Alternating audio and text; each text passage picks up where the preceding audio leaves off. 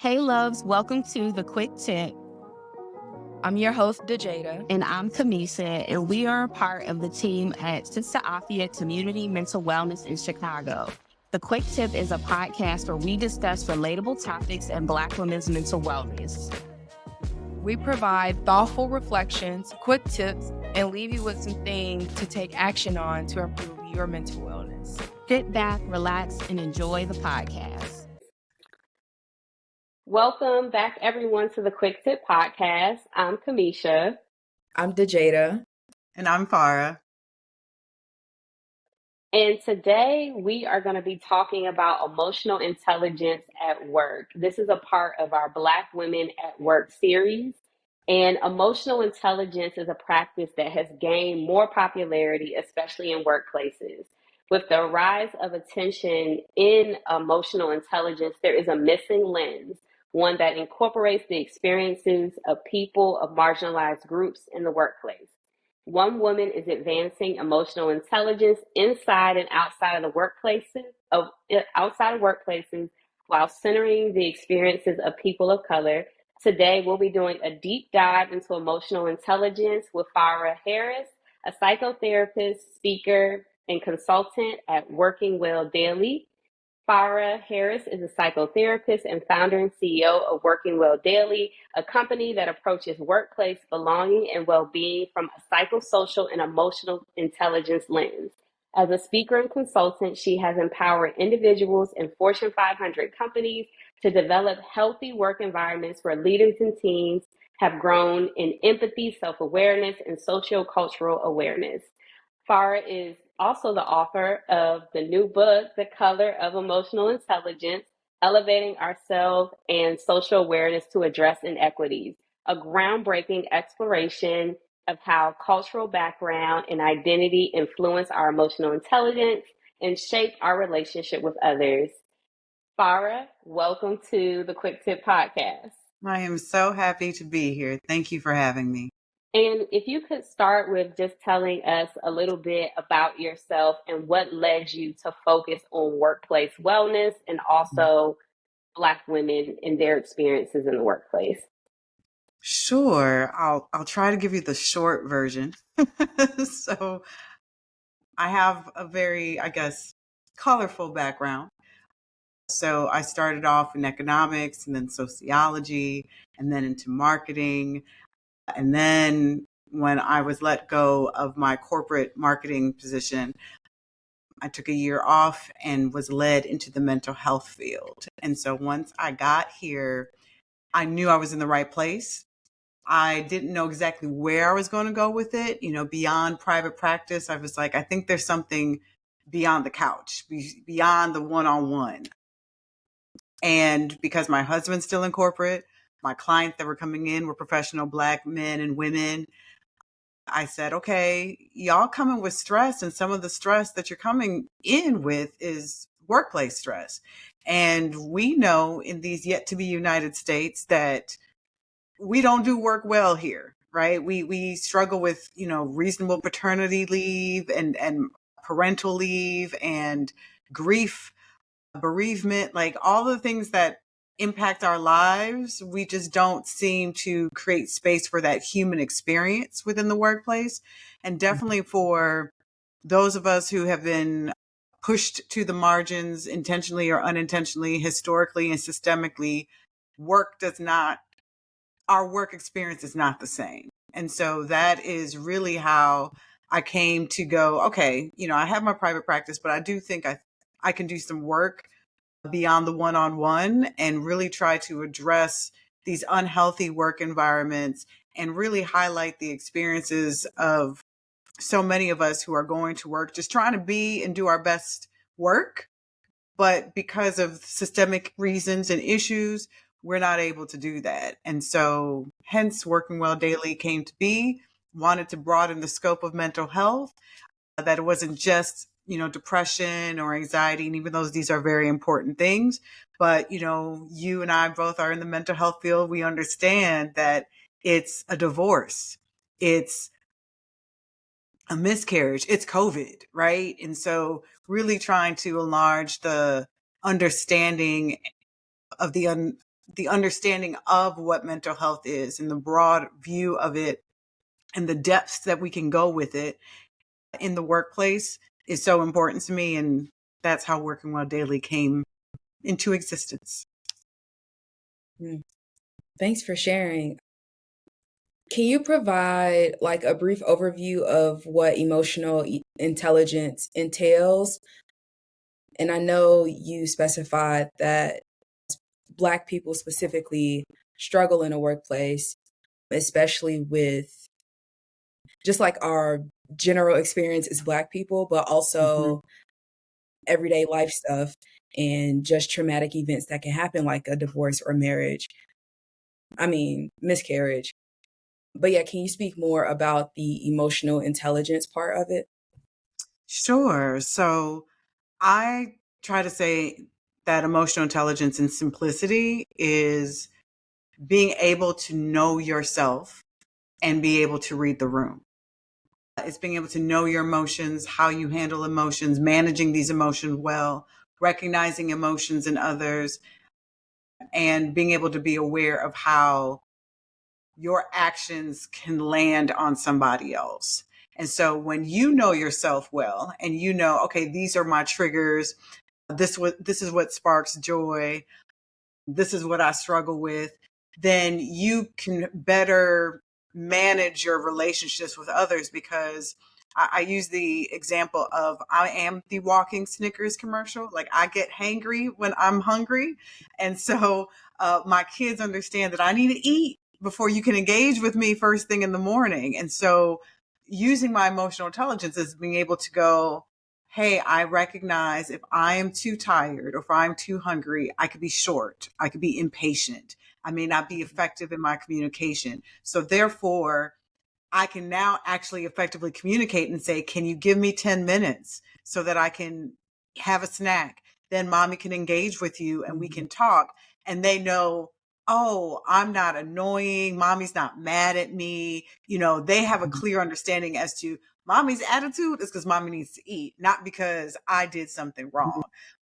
So when we're thinking about our emotional intelligence or our EQ, our emotional quotient, it's really the capacity to manage and understand the feelings within ourselves and in others, but definitely making sure that we're recognizing how we're impacting other people. Oh, you did have a second part to your I feel question. like, No, yeah, go ahead. I do have a question to the answer that you gave to the first part. I feel like it can, especially with our backgrounds. I know we all come from different backgrounds, but for those who come from families who struggle to express emotions and it just get passed down. Like for me, I am learning now in my mid-20s how to say I need space instead of stonewalling. But it took me a long time to understand that I was even stonewalling. So what could be the first step people can take to even understand their emotions?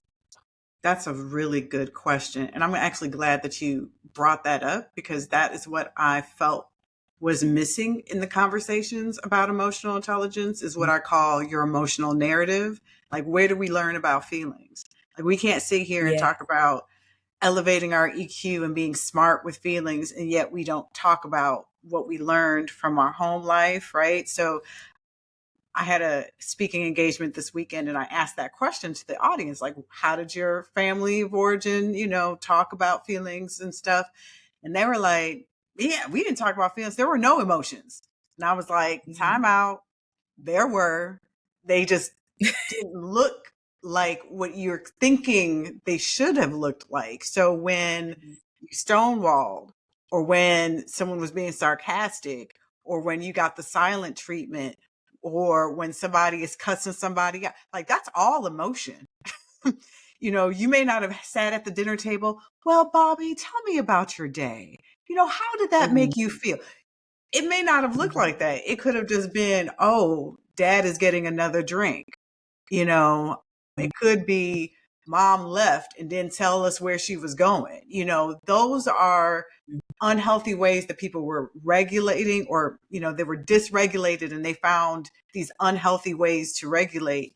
And once we start going back and going, okay, what did I see my dad do when he was angry? What did I see my grandma do when she was upset? What did I see my sister, how do we as a family accept when somebody cried, or did we not accept somebody's tears?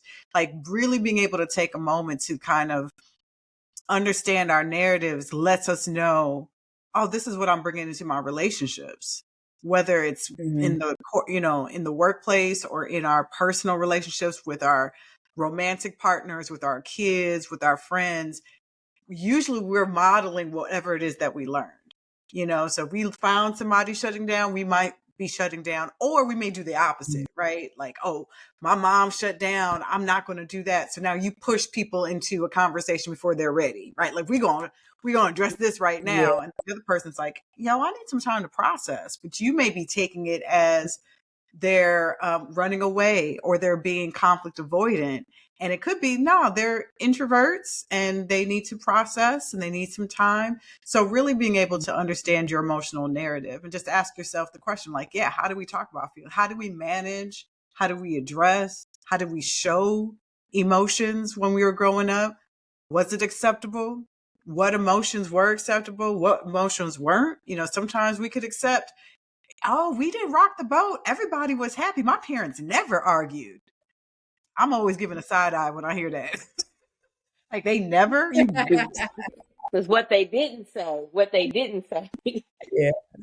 right, Kamisha. I was like, okay. And then all of a sudden, we don't know what happened. Then they got divorced. I thought they were happy. So you never saw people handle conflict well. It's like, we're not going to rock the boat. So I would encourage anyone who's wanting to figure out how to be more aware to elevate their EQ is to start with where and how did I learn about feelings? And that's just even one part, because I'm asking about the family of origin. Then you add the societal aspect. And what do we tell women? What do we tell boys? What do we tell men is okay and what's not okay? More often than not, we're telling boys, man up, right? And little girls, stop whining, don't complain. Then we hit puberty. Is it that time of the month? So we can't be tender. And that in itself makes it difficult for us to express our emotions in healthy ways. Okay. And so when it comes to the workplace and emotional intelligence and even learning how to understand how people understand emotions individually, just like how can one have emotional intelligence in the workplace when also working through what emotions are and just learning about themselves in the part of emotional intelligence. So the self-awareness part, how can they have awareness in the workplace of other people's emotions when they're trying to figure out their own? That's my question. Yeah. No, I knew where you were going with that, because it is a both and, right? So when we think about emotional intelligence, typically we're looking at it in 4 domains, and there's 2 that have to do with ourselves and 2 that have to do with others. And so we have our self-awareness, which is being able to be aware of our feelings, name them, but not just name them, like being able to be aware of how they're showing up in your body, right? So anger may be tensing up your shoulders. I realize that when I'm really, really, really overwhelmed, I like bite the insides of my cheeks. And I never really noticed that before. But when I was experiencing postpartum depression and was extremely overwhelmed and dealing with just a child that wouldn't sleep, when things would get to the point where I'm like, I can't handle, I was like, whoa, why do the insides of my mouth hurt? And I realized, because that's where you're holding all the tension. But it could also be like butterflies in your stomach when you're excited about something. And so sometimes our body actually lets us know how we're feeling before we can name the emotion. So that's the self-awareness piece. And then the other part is self-management. So it's the regulating yourself. It's the recognizing what your triggers are, being able to slow yourself down and practice the pause and say, I may need to count to 10. I may need to count to 100. I may need to go for a walk. I may need to listen to music. Just finding ways to slow ourselves down. So especially like in the workplace, that you're not hitting reply all instantly because you got an email and then your dumb butt didn't realize that you were BCC'd and it had nothing to do with you. And you are like just doing something too soon. You're very reactive. And so that self-regulation, self-management part is to be able to go, hey, I'm feeling this way. Why am I feeling this way? What's bringing up this emotion?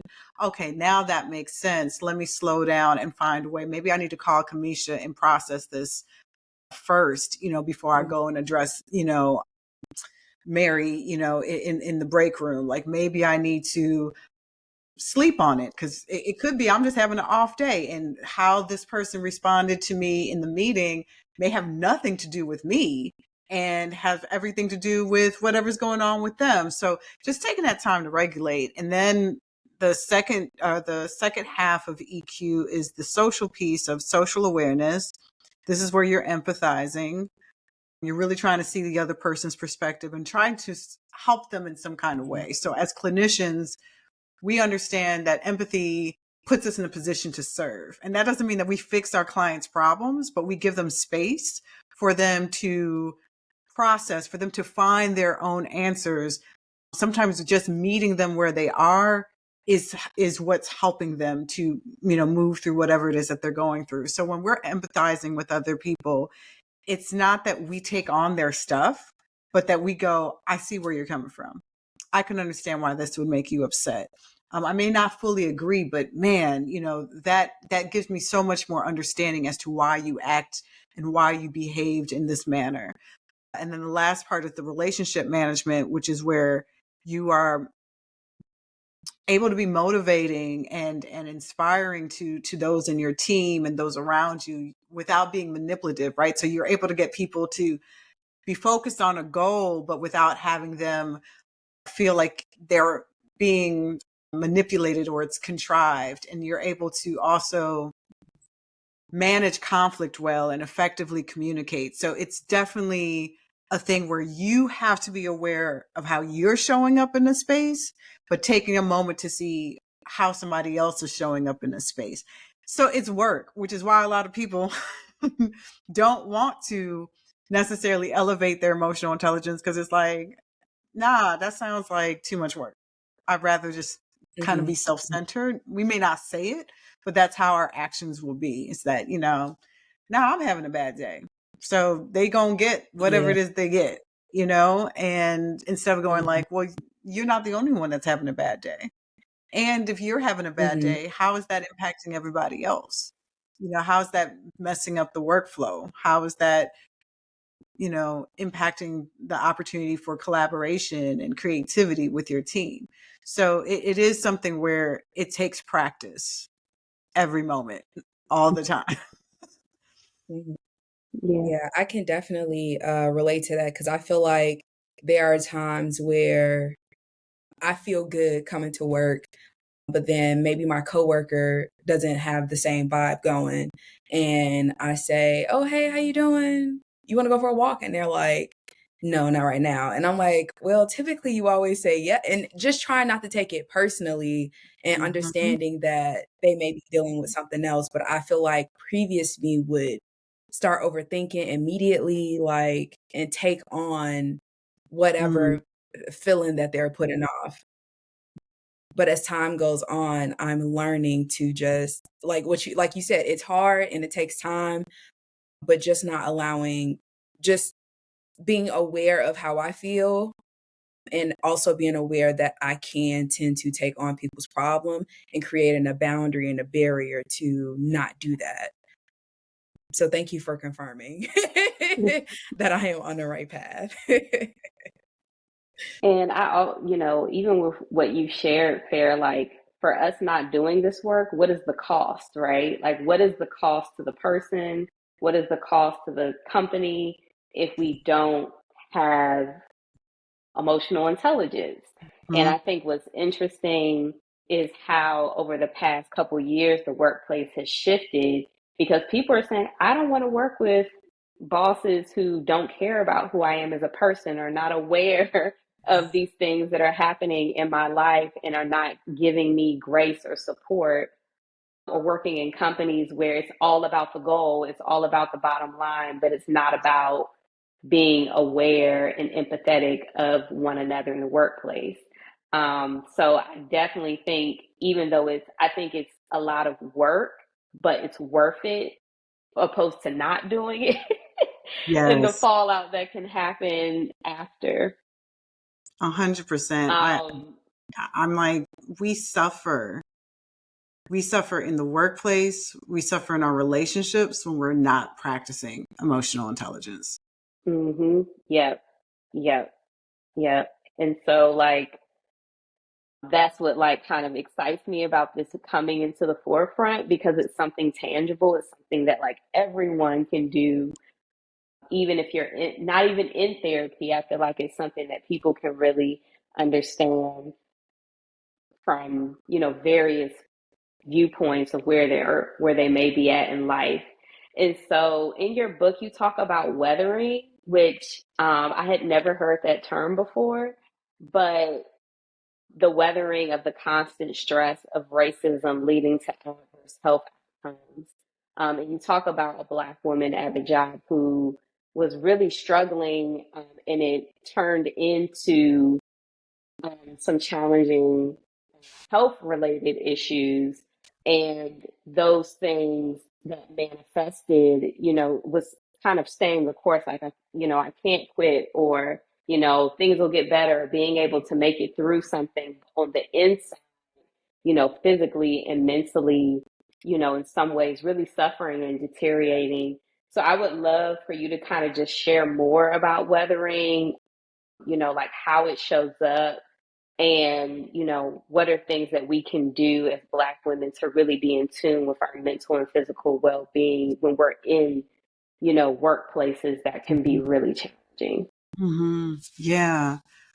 So the term weathering, if you think about just like erosion, right? When you think about what happens naturally in nature, if, water going consistently on a rock will smooth it out eventually. When we think about, things just kind of sitting out and getting eroded, if you think about like iron or rust, those type of things, this is what's happening to us in the workplace when we are constantly hyper vigilant because we're feeling like we're in an unsafe space, especially if you are a Black woman. So you now have this intersectionality of race and sexism, so you have the misogynoir that could be happening to you.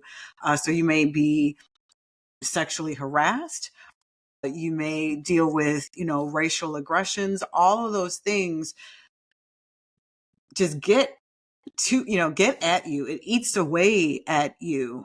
If you're constantly in survival mode, we know that, just general stress increases our cortisol. So if it's constant stress, because we're going to work every single day, and then weekends, you may not even be able to turn that off.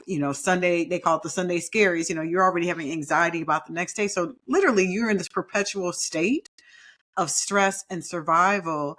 And that increased cortisol can impact you in a sense of like giving you brain fog, depression, anxiety.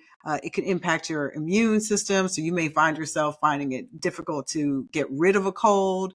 I believe, there are several women that I interviewed, so I can't remember if the story in that particular part of the book, if this is when she was experiencing hair loss, but I do know Black women who've experienced ulcers.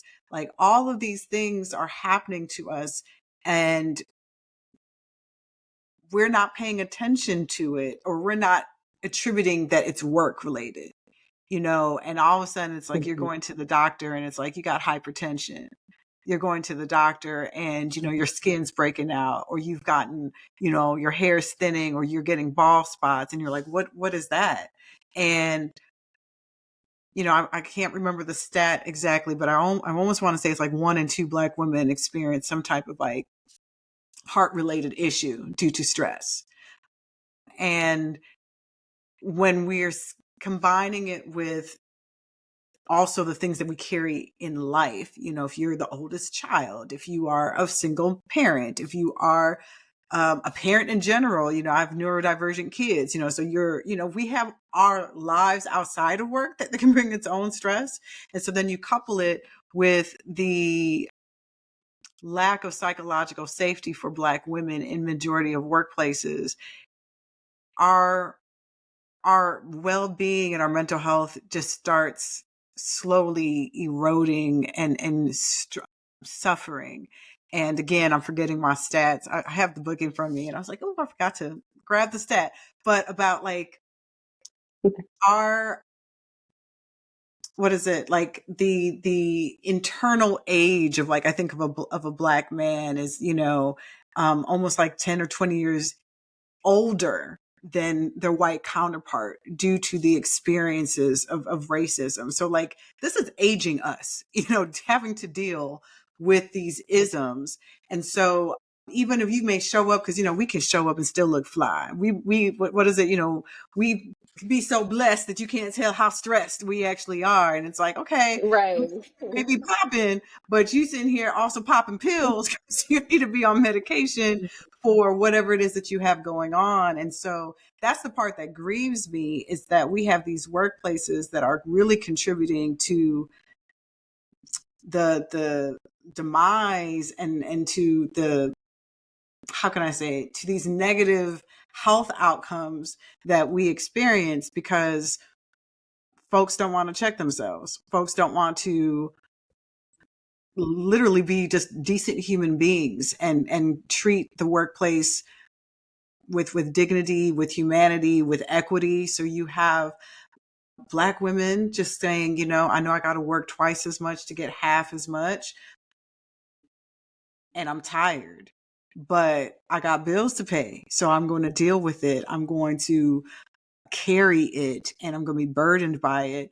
And the toxicity of the workplace ends up becoming toxic within our own physical bodies. And we need a change. 100%. Absolutely. Thank you for sharing. Just more. There's a quote in your book that kind of leans on what you're saying about how many Black individuals show up as dysfunctional versions of themselves in order to have functional relationships in predominantly white spaces.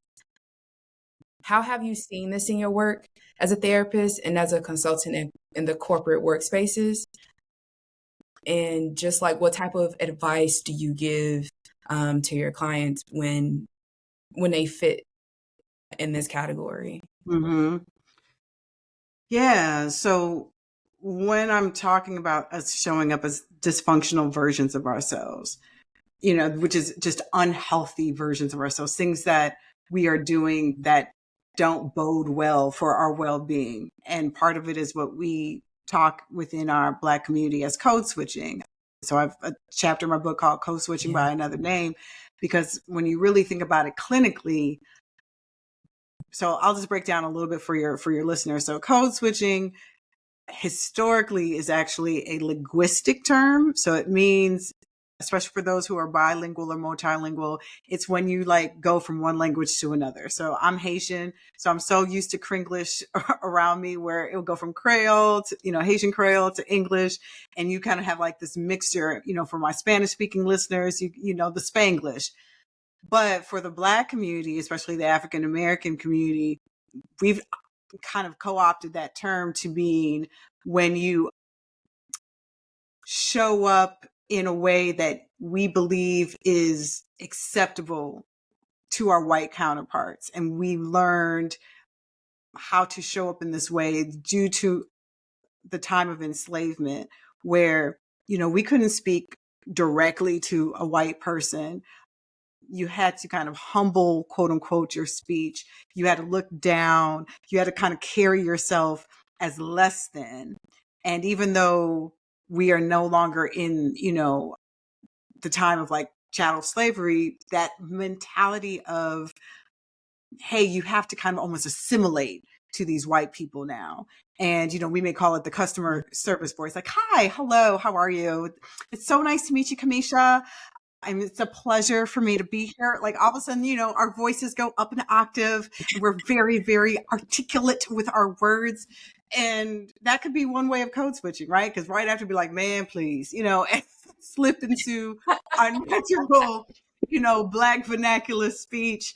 And or it could be, just how we dress, depending on your personality. You may like some bright colors. You may like to wear certain fabrics or whatever, but it's not appropriate, quote unquote, for the workplace. So you're not even dressing the way that you want to. You may be rocking wigs because you got a natural and be like, they act funny when my hair is in its natural state. So I'm going to rock a weave. I'm going to rock a wig. I'll wear my locks a certain way just so that I don't have to deal with the ignorant comments that they say or whatever. So all of that is really, in the clinical term, masking. It's putting on a mask to hide how we actually want to show up, our genuine selves, to protect ourselves. And so, and if we kind of lean out of the race and go into, disability like neurodivergence, where, autistic people understand, I can't stim in front of people because they may view that as weird. So I'm not going to do that. I shared earlier before we got on, because you literally told me what to do and I immediately forgot. So my ADHD, I recognize that I'll ask somebody for their name. I'm so big about names, especially since people screw up my name sometimes. So I'm like, I really want to get your name, but the minute you tell me, I'm probably going to forget. And I hate that, but same. I have to go, unless I'm writing it down or I'm seeing it like visually, I'm going to mess up.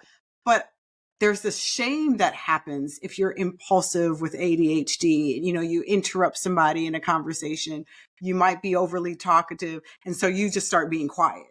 And you just don't speak, and you don't want to mess up. You don't want to rock the boat. That's all masking. So as a Black woman who is neurodivergent or has any other type of disability, you may feel like you have to bring a representative. Like, this isn't me, but this is what y'all accept here. And that hiding of your true self is what causes the weathering. That hiding of your true self is what causes you to... What hurts my heart too is when I have Black women therapy clients where I'm like, you give so much of your energy trying to be socially aware in these white spaces, and then you come home to the people who love you and you don't give them that same level of patience and understanding. And I get it, because you're tired. You're tired of putting up a front. Tired of putting up a front, tired of saying, yes, sir, and then doing all of that. And I'm not saying that we're always shucking and driving. It's not always that, but it can feel that way because it's like we're putting on a show to be okay.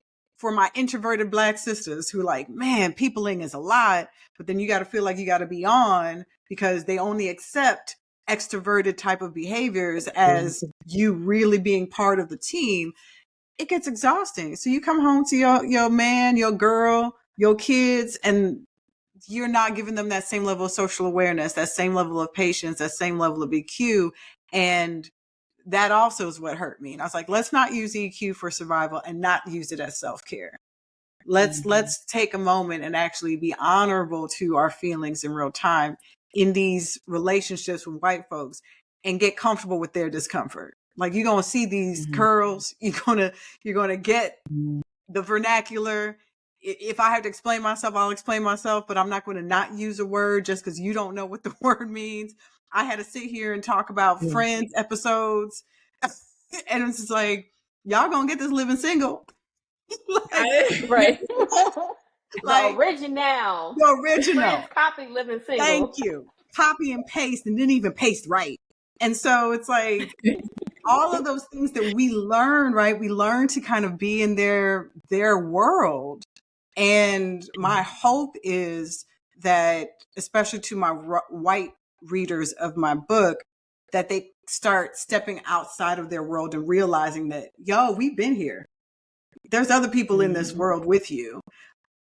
And it's about time that you start recognizing that we exist and that we should actually be able to be comfortable in this space with you.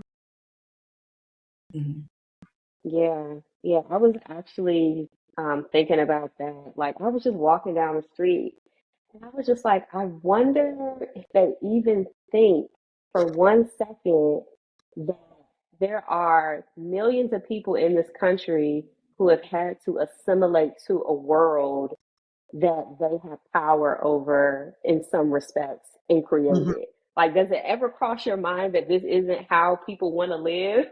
That Wow. people don't want to have to operate this way? No. Like, does it ever? And I just thought about that. I was like, it never just, they just think this is normal. This is how it's supposed to be. But Yeah. I was like, this is, Yo, and I Kamisha. think that's the hard part Yo, about the workplaces because they're a mirror of that as well. absolutely. It is.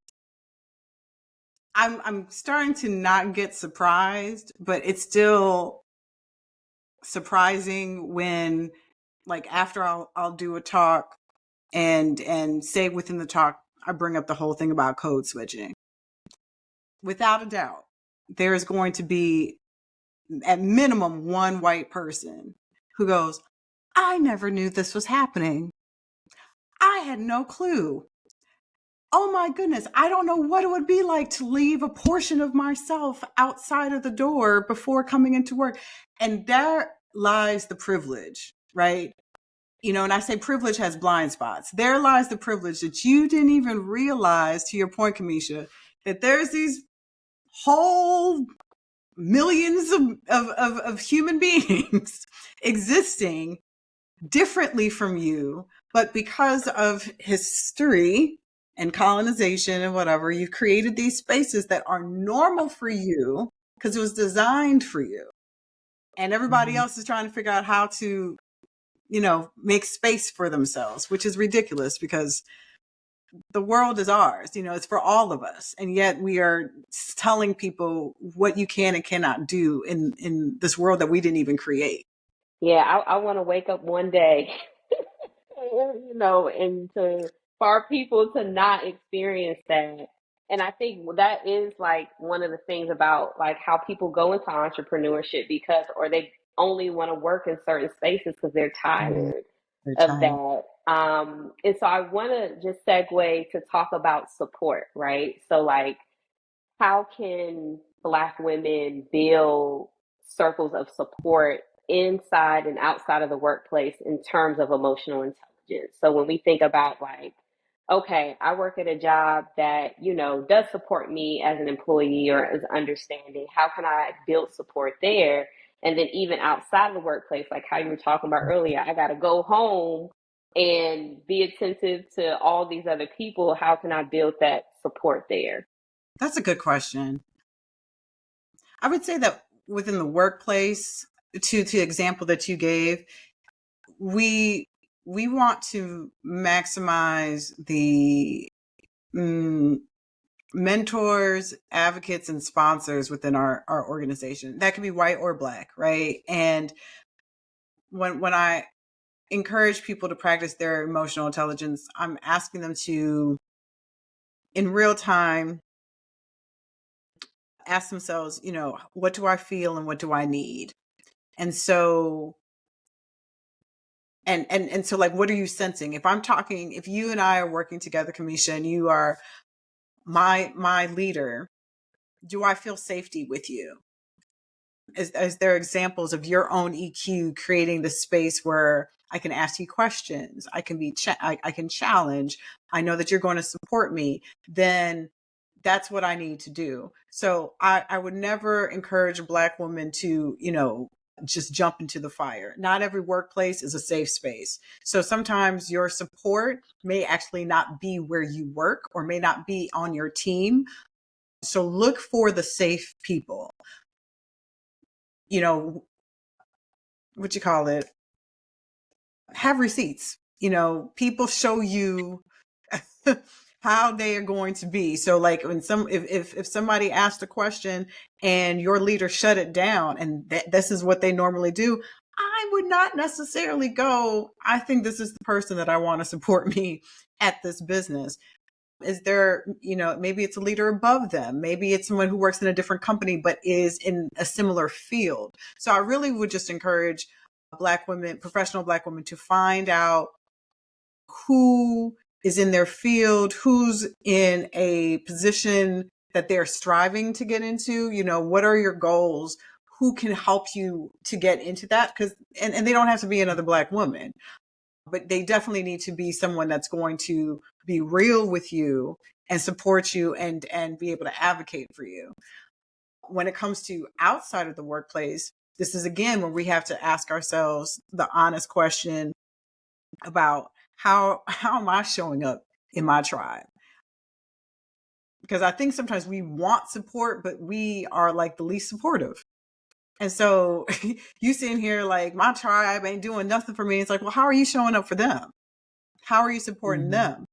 Or it could be the other way around where you're constantly the support. You're the number one. Everybody goes to you and you tired and you just want to breathe.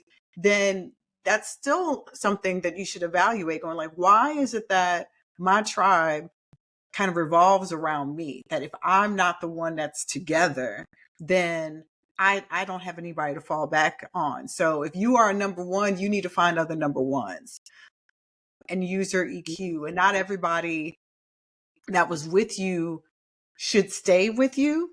And I know some people may feel uncomfortable with that. Sometimes our trauma keeps people, longer than they need to be here longer than they need to.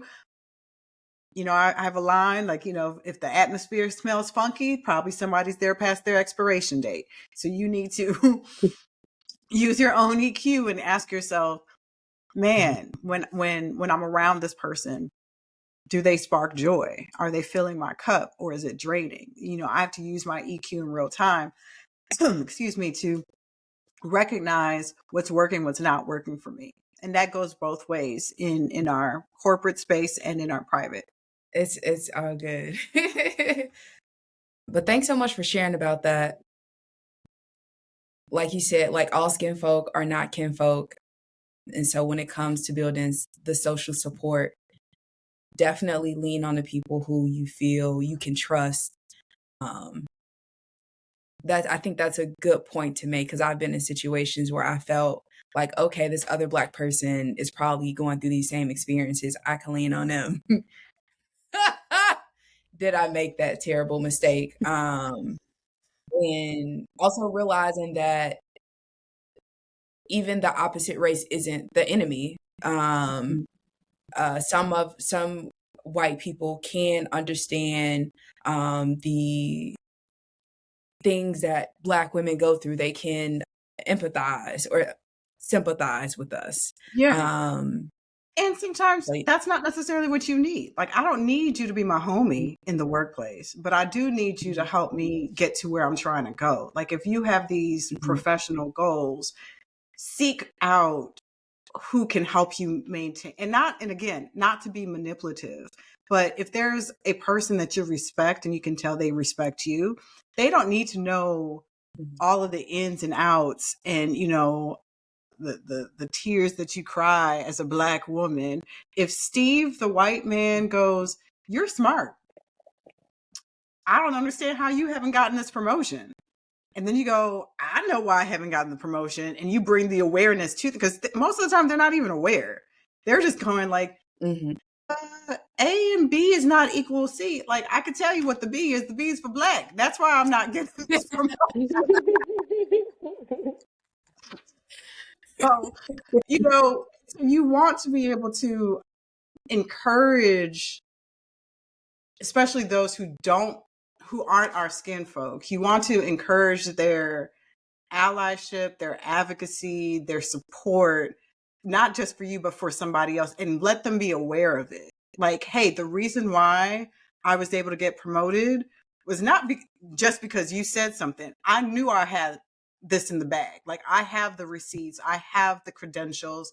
So it's not to pacify them. It's not to make them feel like, it's Captain Save a Sista. That's not what we're talking about.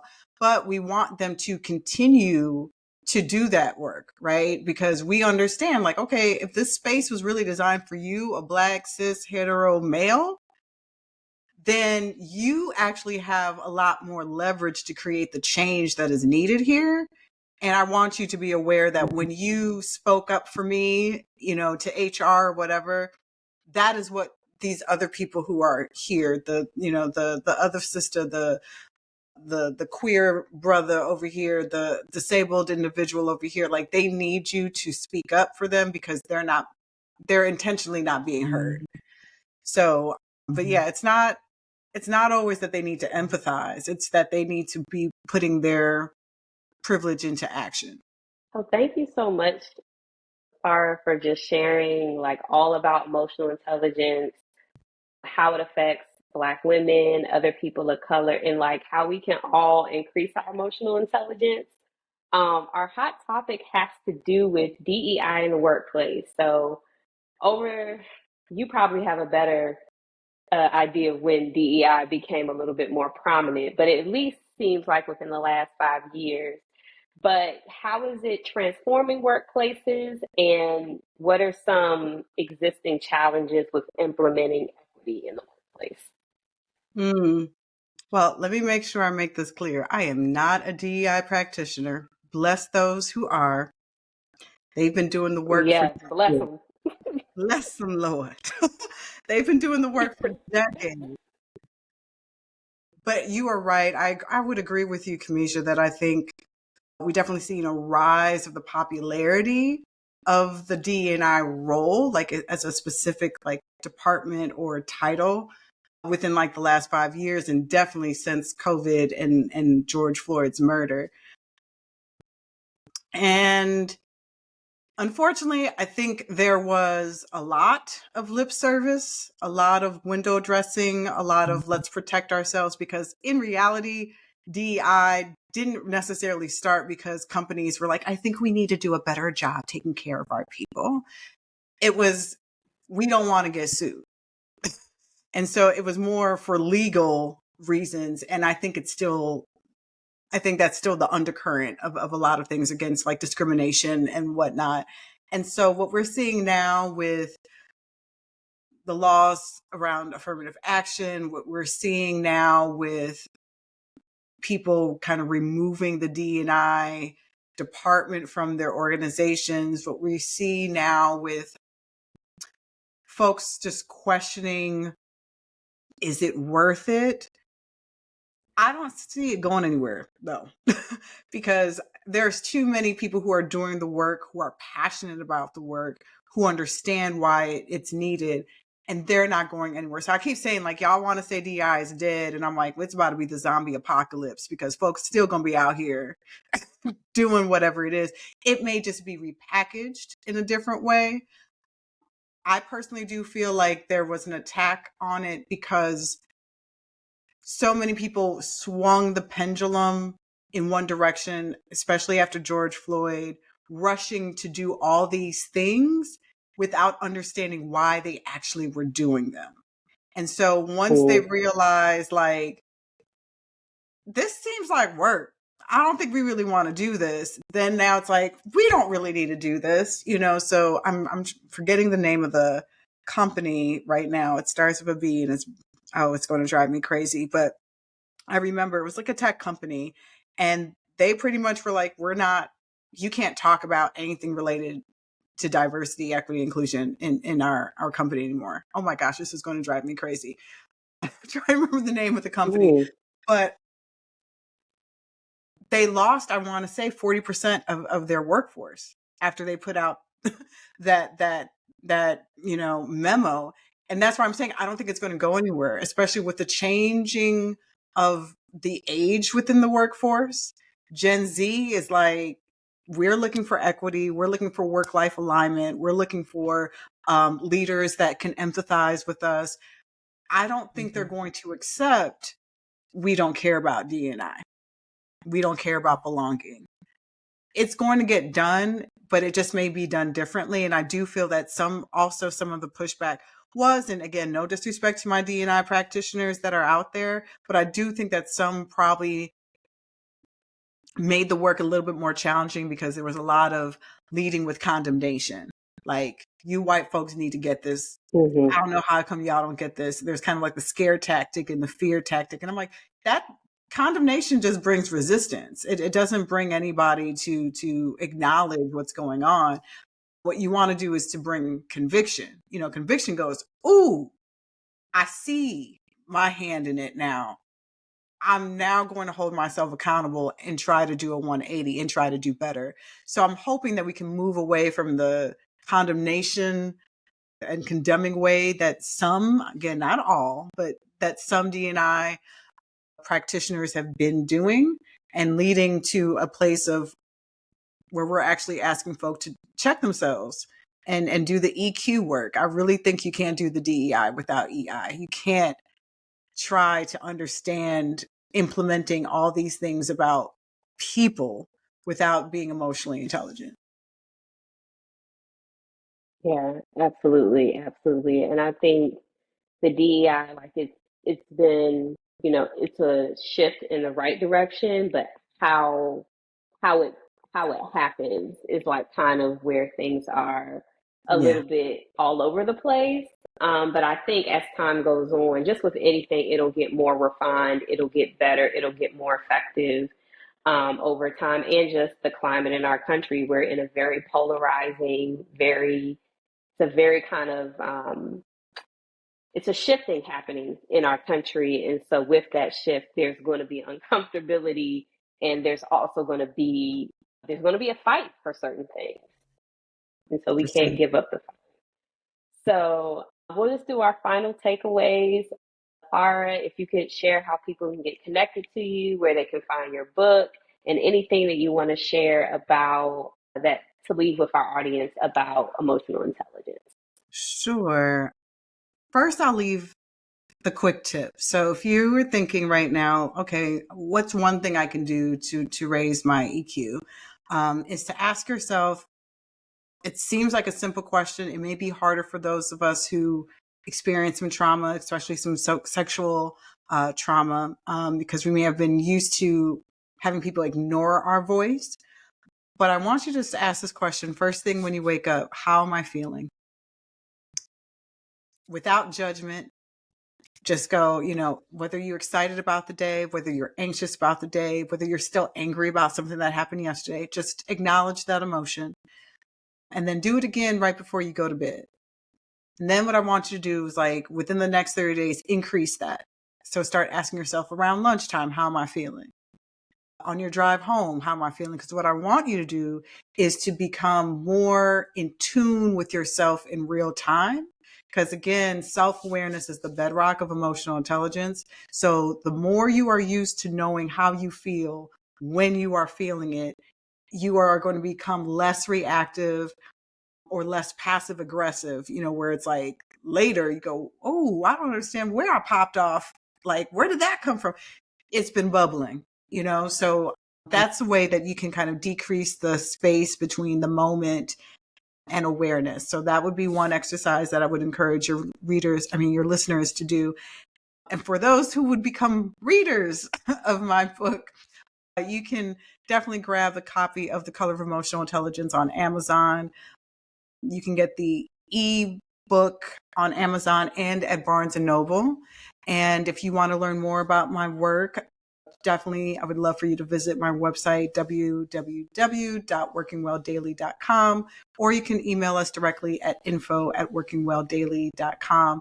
And I do have social media, but I'm not on all the social media streets as actively as I was before, except for LinkedIn. So if you really want to get into my thoughts, my articles, all of those things, definitely follow me on LinkedIn at Farah Harris, LCPC. Thank you, Farah. And Jada, any quick tips? Yeah, my quick tip is to learn more about emotional intelligence.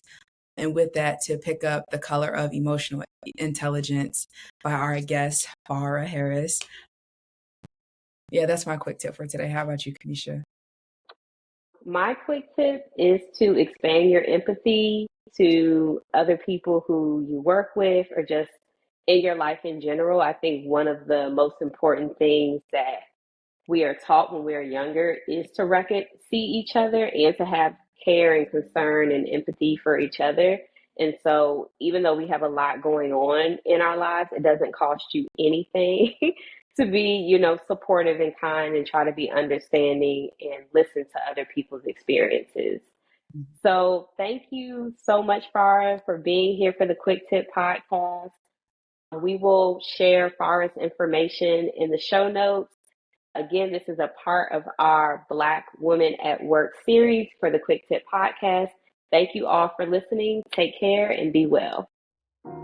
Thank you for tuning in to the Quick Tip podcast with Sista Afya. Stay connected with us by following us on Instagram and Facebook at Sista Afya.